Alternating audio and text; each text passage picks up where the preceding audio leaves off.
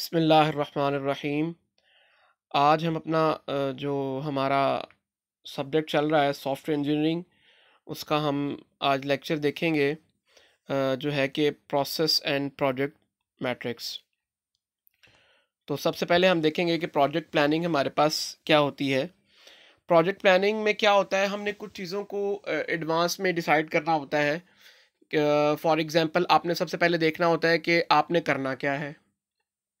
जब आप एक चीज़ डिसाइड कर लेते हो, चीज़ को आइडेंटिफाई कर लेते हो कि मैंने क्या करना है, व्हाट टू डू, जब आपको ये चीज़ अंडरस्टैंड हो जाती है, तो उसके बाद आप सेकंड पॉइंट की तरफ मूव करते हो कि हाउ टू डू। आपको पता लग गया, आपने आइडेंटिफाई कर लिया कि मैं इस जो है वो प्रोडक्ट को लॉन्च करना है, मैंने ये प्रोडक्ट बनानी है। तो जब आपने आइडेंटिफाई कर लिया, उसके बाद फिर आपने करना है कि हाउ टू डू, यानी कि अब आपने इसको करना कैसे है। फिर आप इसको किस तरह से करना है, इसके लिए आप एनालिसिस करना शुरू कर देते हैं, इसके लिए चीज़ों को गैदर करना शुरू कर देते हैं। तो उसके बाद फिर आपने एक चीज़ को डिसाइड करना होता है कि आपने जो है ये करना कब है। ये चीज़ जो मार्केट में आपने किस वक़्त लॉन्च करनी है, तो व्हेन टू डू। उसके बाद आपने ये देखना होता है कि ये जो प्रोडक्ट आपने लॉन्च करनी है, ये जो प्रोडक्ट आपने बनानी है, ये आपने जो है इसके ऊपर जो वर्कआउट होगा वो कौन करेगा, मेरी टीम कौन-सी होगी, किसके थ्रू से मैं ये काम करूँगा, मुझे जो इसके अंदर अपने एम्प्लॉइज़ रिक्वायर होंगे वो कौन-कौन से होंगे। तो ये सारा आपने इन एडवांस जो है वो प्लानिंग करनी होती है। इसे हम कहते हैं कि ये आपके पास क्या है, आपकी प्रोजेक्ट प्लानिंग। फिर आपके पास आ जाता है जी प्रोजेक्ट प्लानिंग ऑब्जेक्टिव।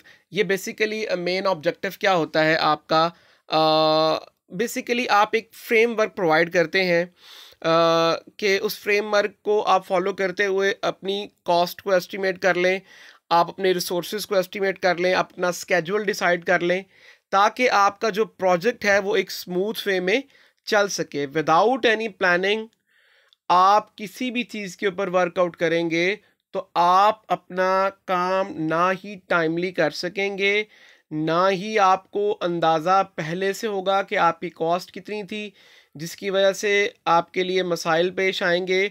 देखें, जिस तरह से आपने अगर जो है वो पहले से प्लानिंग नहीं की हुई, जब आपने प्लानिंग ही नहीं की हुई, इसका मतलब है आपको पता ही नहीं है कि आपने इसको किस तरह से लेकर चलना है। आपने कोई इसका स्केड्यूल डिसाइड नहीं किया हुआ, कोई आपने जो है वो इसकी कॉस्ट मुहैया नहीं की हुई, तो हो सकता है जितनी कॉस्ट आपके पास हो, ये प्रोडक्ट उससे ज़्यादा का हो, आपने एस्टिमेट ही ना किया हो पहले। तो ये सारी चीज़ें आपने जो है वो पहले से ही इन एडवांस प्लान कर लेनी होती हैं, और उसके बाद ये थोड़ा-सा रफ़ एस्टिमेशन होता है, ज़रूरी नहीं कि बस इसी एस्टिमेशन के अकॉर्डिंग आप चलते हैं। इसमें टाइम टू टाइम जो है वो आप इसे अपडेट करते रहते हैं। रेगुलरली जो है अपने, जब आपका प्रोजेक्ट प्रोग्रेस के अंदर होता है, तो आप अपने इस प्लान के अंदर, अपनी स्केड्यूलिंग के अंदर टाइम टू टाइम जो है वो इसमें फर्दर इसे अपडेट करके इसमें चेंजिंग लेते आते रहते हैं। जिस जिस तरीके से आपका प्रोजेक्ट प्रोलॉन्ग कर रहा होता है, उस तरीके के साथ आप जो है वो इसमें फर्दर जो है वो साथ साथ इसमें रेगुलर बेस पे इसकी अपडेशन वगैरह भी कर लेते हैं।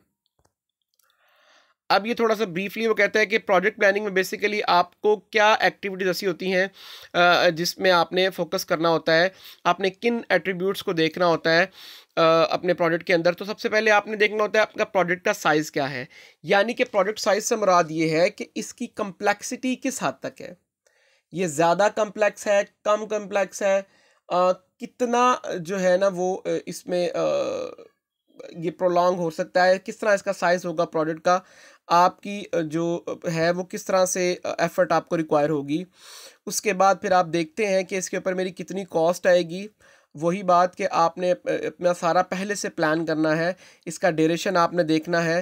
फिर उसके बाद आपने जो है वो देख लेनी है कि मुझे इसकी कम्प्लेक्सिटी के अकॉर्डिंग कितनी एफ़र्ट जो है वो रिक्वायर है। अब आपने कुछ सब प्लानिंग करनी होती है इसके बाद, अपनी एस्टिमेशन के बाद, कि आपने बेसिकली अपनी जो प्लानिंग को मज़ीद इम्प्रूव करना है, अपनी जो आपकी परफॉर्मेंस है उसे मज़ीद इम्प्रूव करने के लिए कुछ एक्टिविटीज़ जो है वो आपके सामने नज़र आती हैं। कि लेट्स सपोज़ आपने जो है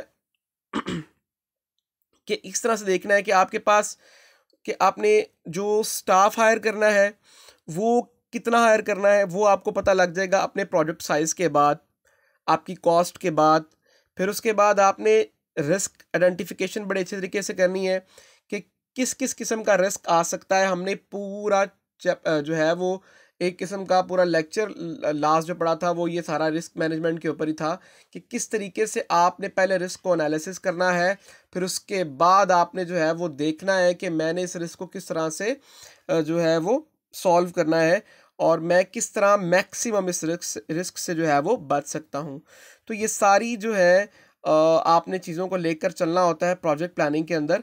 तो ये डिफरेंट चीज़ें इस प्रोजेक्ट प्लानिंग के अंदर थी। अब हम देखते हैं कि कोई भी अगर एक प्रोजेक्ट मैनेजर है जो कि प्रोजेक्ट को लेकर चल रहा है, तो उसने अगर प्रोजेक्ट को लेकर चलना है तो क्या-क्या रिस्पॉन्सिबिलिटीज़ उसके पास आएँगी प्रोजेक्ट को फर्दर जो है वो कैरी ऑन करते हुए।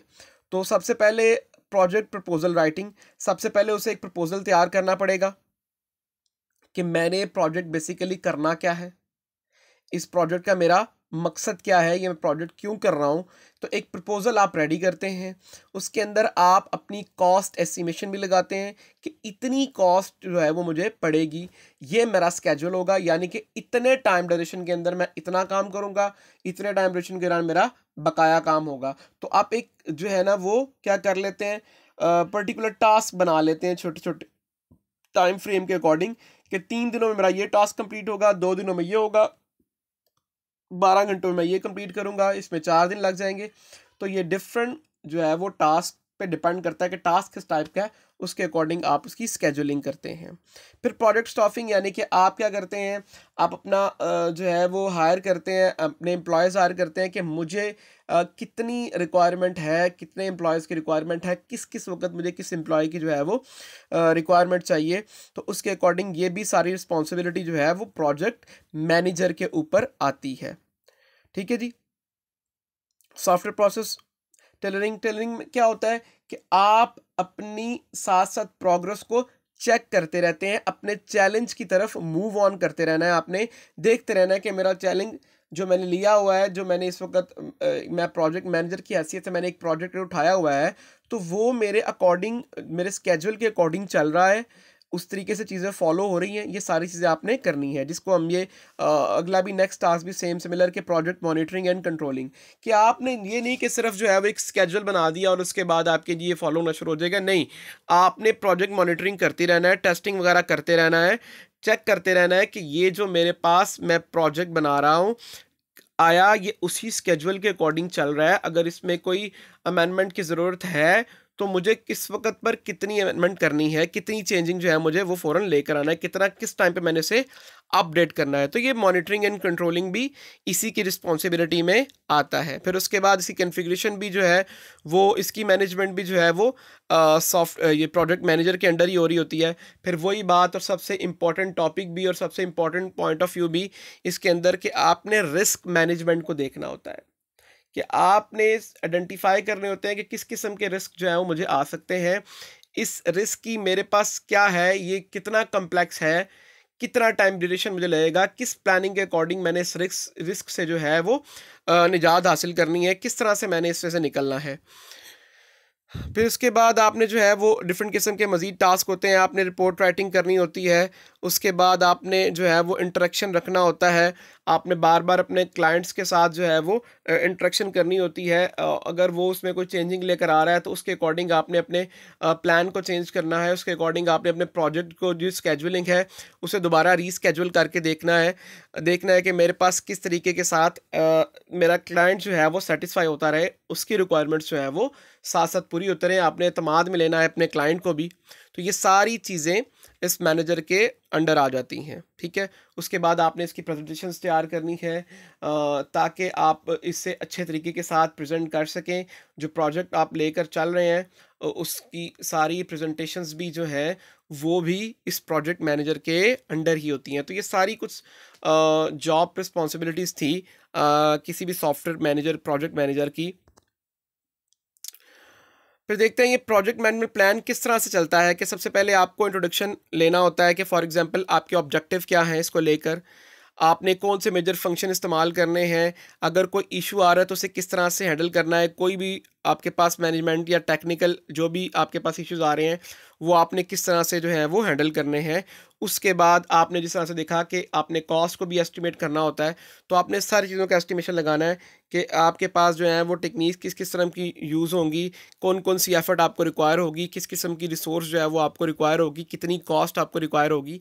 ये सारी प्रोजेक्ट एस्टिमेशन भी आपने देखनी होती है। फिर स्केजुअल में आपने एक ब्रेकअप प्लान बनाना होता है, देखना होता है कि किस तरह से ये स्ट्रक्चर लेकर चलेंगे, इसकी रिप्रेजेंटेशन किस तरह होगी, चार्ट रिप्रेजेंटेशन आपने किस तरह से इसकी करनी है। स्केजुलिंग करने के बाद आप रिसोर्सेज देखते हैं कि आपके पास रिसोर्सेज में कौन कौन से लोग इस्तेमाल हो रहे हैं, किस किस्म का हार्डवेयर है जिसके ऊपर आप अपनी मर्ज़ी का सॉफ्टवेयर जो है वो यूज़ कर सकते हैं। अगर कोई स्पेशल रिसोर्सेज आपको चाहिए वो आपके पास कौन कौन सी जो है वो इस्तेमाल करनी है आपने। तो इस तरह से ये आपके पास ये जो है प्रोजेक्ट मैनेजमेंट प्लान चलता है। इस तरह से आपके पास स्टाफ ऑर्गेनाइजेशन है, आपने अपनी टीम का स्ट्रक्चर बनाना है कि मेरे पास कौन सी टीम का एम्प्लॉय किस पोस्ट पर है और उसकी रिस्पॉन्सिबिलिटी जो है वो मेरे पास क्या है, उसकी तमाम जो है वो आपने मैनेजमेंट रिपोर्टिंग तैयार करनी होती है। फिर वही रिस्क मैनेजमेंट प्लान है कि आपने रिस्क को एनालिसिस करना है, उसकी आइडेंटिफिकेशन करनी है, फिर एस्टिमेशन करनी है कि किस किस्म का ये रिस्क है, ठीक है जी। उसके बाद आपने फर्दर प्रोसीजर लेकर चलने हैं इस रिस्क को क्लियर करने के लिए। फिर उसके बाद साथ साथ आपने इसकी ट्रैकिंग करते रहना, यानी कि मॉनिटरिंग और कंट्रोलिंग भी जो है वो साथ साथ इसके चलती रहती है। और मिसलेनियस प्लान्स भी आपने साथ लेकर चलने हैं कि ट्रेलिंग के ड्यू, यानी कि आपने इस प्रॉब्लम को प्रॉपर तरीके के साथ किस तरह से लेकर चलना है। कन्फिग्रेशन के अंदर जो अभी आपका टाइम लग रहा है, क्वालिटी एश्योरेंस आपने लाजमी करनी है। उसके बाद उसकी वेरिफिकेशन वैलिडेशन पहले करनी है, फिर वेरिफिकेशन भी करनी है। तो ये सारी चीज़ें जो हैं वो आपके साथ चलती हैं। अब आप देखते हैं कि ये जो कॉस्ट एस्टिमेशन की बात की, तो ये कॉस्ट एस्टिमेशन किस तरह से होती है। कॉस्ट एस्टिमेशन क्या कहते हैं कि आपने प्रिडिक्शन बेसिकली करनी होती है, अंदाज़ा लगाना होता है कि आपको कितनी अमाउंट रिक्वायर है। ये आपने एस्टिमेशन प्रोजेक्ट पकड़ने से पहले, प्रोजेक्ट देखते सारी आपको आपने अंदाज़ा एक लगाना होता है, रफ एस्टिमेट एक लगाना होता है कि मुझे जो है वो इसके अगेंस्ट जो है वो इतनी कॉस्ट रिक्वायर है। इसे हम कहते हैं कि सॉफ्टवेयर कॉस्ट एस्टिमेशन, ठीक है जी। कुछ इंपॉर्टेंट कॉन्सेप्ट अगर आपको बताता चलूँ कि मैयर क्या है, मेजरमेंट क्या है, फिर ये मैट्रिक्स का आप बड़ा इस्तेमाल देखेंगे, इंडिकेटर क्या चीज़ है, ठीक है जी। तो आपके पास मैयर क्या है, बेसिकली आप इंडिकेशन करते हैं, क्वांटिटेटिव इंडिकेशन करते हैं अपने एट्रीब्यूट्स की, ठीक है जी। और उसके ऊपर जो आप एक्ट कर रहे होते हैं बेसिकली उस मैयर के ऊपर, वो क्या है, आपकी मेजरमेंट होती है, ठीक है। और ये क्या है, ये मैट्रिक्स, ये आप आगे जाके तफसील से पढ़ेंगे भी से कि मैट्रिक्स बेसिकली क्या है। मैट्रिक्स बेसिकली आपकी असेसमेंट है, किसी भी चीज़ की असेसमेंट करने के लिए आप मेजरमेंट करते हैं। फॉर एग्जांपल ये मेजरमेंट बिजनेस के हवाले से भी आप कर सकते हैं, और भी डिफरेंट चीज़ों के लिहाज से जो है वो आप जो है ना वो इसकी मेजरमेंट करते हैं, किसी चीज़ को कंपैरिजन करने के लिए, किसी भी चीज़ की क्वालिटी को एश्योर करने के लिए, उसकी असेसमेंट करने के लिए, ये सारी तो डिफरेंट जगहों पर ये जो है वो इस्तेमाल होता है। ये बेसिकली ये जो आपको इंडिकेटर बेसिकली आपको ये इंडिकेशन प्रोवाइड कर रहा होता है, बेसिकली ये एक मैट्रिक्स है, कम्बिनेशन ऑफ मैट्रिक्स के ऊपर जो है वो मुश्तमिल होता है। तो ये सारे कॉन्सेप्ट आगे जाके पढ़ेंगे भी तफसील के साथ। जिस तरह से पहले आपने मैयर देखा, तो ये मैयर क्या है, मेजरमेंट बेसिकली एक्ट है आपके मैयर के ऊपर कि आपने जो इंडिकेशन ऑफ वो करनी होती है, आपने किसी भी चीज़ के ऊपर क्वांटिटेटिव इंडिकेशन करनी होती है, तो उसके अगेंस्ट जो भी आप एक्ट कर रहे होते हैं वो बेसिकली आपकी मेजरमेंट होती है। ये करनी क्यों होती हैं आपने, आपने अपने ऑब्जेक्टिव को वैल्यूएट करना होता है, ठीक है जी। इसके बाद आपने एस्टिमेशन, अपनी क्वालिटी कंट्रोल, प्रोडक्टिविटी, ये सारी चीज़ों को आपने देखना होता है।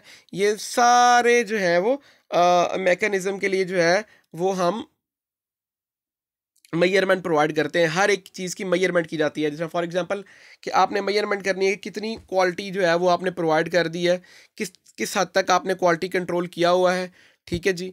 और आपकी जो इम्प्रूविंग जितनी आपको रिक्वायर थी कि इस हिसाब से आपका इम्प्रूव होता जाए, आपका जो सॉफ्टवेयर प्रोसेस है वो उस अकॉर्डिंग हो रहा है, उस मेजरमेंट के अकॉर्डिंग हो रहा है। तो ये सारी चीज़ें जो है वो आपको इन मैकेनिज्म के अंदर यूज़ करनी पड़ती हैं मेजरमेंट्स को।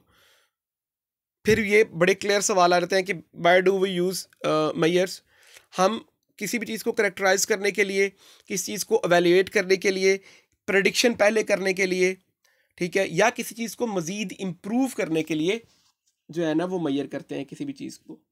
ठीक है, दोबारा आप सुन लें कि किसी भी चीज़ को करेक्टराइज करने के लिए या उसे हम एवेल्युएट करते हैं, या पहले से जो हम प्रेडिक्ट करते हैं किसी भी चीज़ को, तो मेजर करके हम जो है वो प्रेडिक्ट करते हैं। इस तरह से अगर कोई चीज़ आपके पास है, उसमें मज़ीद इम्प्रूवमेंट आप चाहते हैं, तो उसके लिए आपको जो है वो मेजरमेंट करना होती है। अब ये कुछ रोल बता रहे हैं कि एनालिसिस और असेसमेंट करनी है, तो वो किसने करनी है? वो सॉफ्टवेयर मैनेजर ने करनी है। किसी भी चीज़ का एनालिसिस करना है, कोई भी चीज़ की असेसमेंट होनी है, वो किसके थ्रू से होनी है? बाय सॉफ्टवेयर मैनेजर के थ्रू से।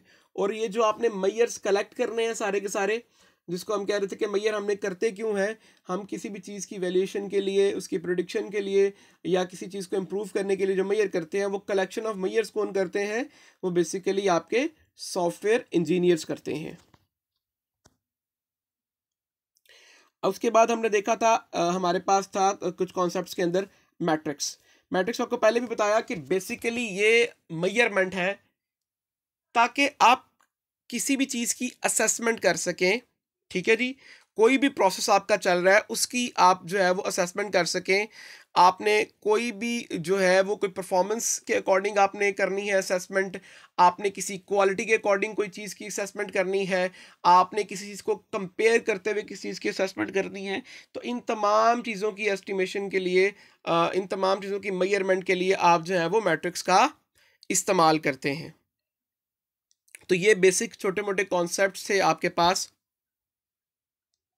ये थोड़ा सा क्लियर कट आ जाती है आपके पास कि सॉफ्टवेयर मैट्रिक्स अगर आप बात करें, एक तो सिंपल मैट्रिक्स है मेजरमेंट आपकी किसी भी चीज़ को असेस करने के लिए। तो अगर सॉफ्टवेयर मैट्रिक्स की हम बात करते हैं, तो बेसिकली ये आपके जो कोई भी आपका कंटेंट है या आपका स्ट्रक्चर है, वो उसको प्रॉपर तरीके से डिस्क्राइब करती है। ठीक है जी, आपका ये जो मैट्रिक्स है, ठीक है जी, ये a matrix should be a real objective measurement of something such as number of bugs per line of a code। यानी कि आपने असेसमेंट ही है ना, आपने असेसमेंट करनी है कि जी मेरी ये 4 लाइनें हैं, इनके अंदर मेरे पास कितने बग्स आ रहे हैं। ठीक है जी, तो ये आप असेसमेंट करते हैं थ्रू मैट्रिक्स। ठीक है, तो ये चीज़ें सारी की सारी उसके अंदर आ गई थी। तो ये बात भी वही कह रहा है कि कोई गुड मैनेजर जो है, उसको क्या क्या चीज़ों की मैट्रिक्स करनी है, किस किस चीज़ों को जो है ना वो असेस करना है। आपने अपने प्रोसेस को भी असेस करना है, अपने प्रोजेक्ट को भी असेस करना है, अपनी प्रोडक्ट को भी असेस करना है। ठीक है जी, तो ये सारी चीज़ें क्या है, असेसमेंट है, ये मेजरमेंट्स हैं। ठीक है जी, डिफरेंट किस्म की आपको बताया था मैट्रिक्स होती हैं कि असेसमेंट डिफरेंट किस्म की आप कर सकते हैं, प्रोसेस की भी, प्रोजेक्ट की भी, अपने प्रोडक्ट की भी। ठीक है जी, तो ये जो भी एक अच्छा प्रोजेक्ट मैनेजर होता है, वो इन तमाम चीज़ों को साथ लेकर चलता है, इन तमाम चीज़ों की मेजरमेंट लेकर चलता है, अपने प्रोसेस की, अपने प्रोजेक्ट की, और अपने जो आपकी प्रोडक्ट लॉन्च हो रही है उसकी भी वो सारी असेसमेंट करता रहता है साथ साथ। तो ये हमारा आज का लेक्चर था जिसमें प्रोसेस और हमने पढ़ा था मैट्रिक्स हमारे पास क्या चीज़ है। इंशाल्लाह ये इसी को फर्दर कैरी ऑन करेंगे जो है वो नेक्स्ट लेक्चर में।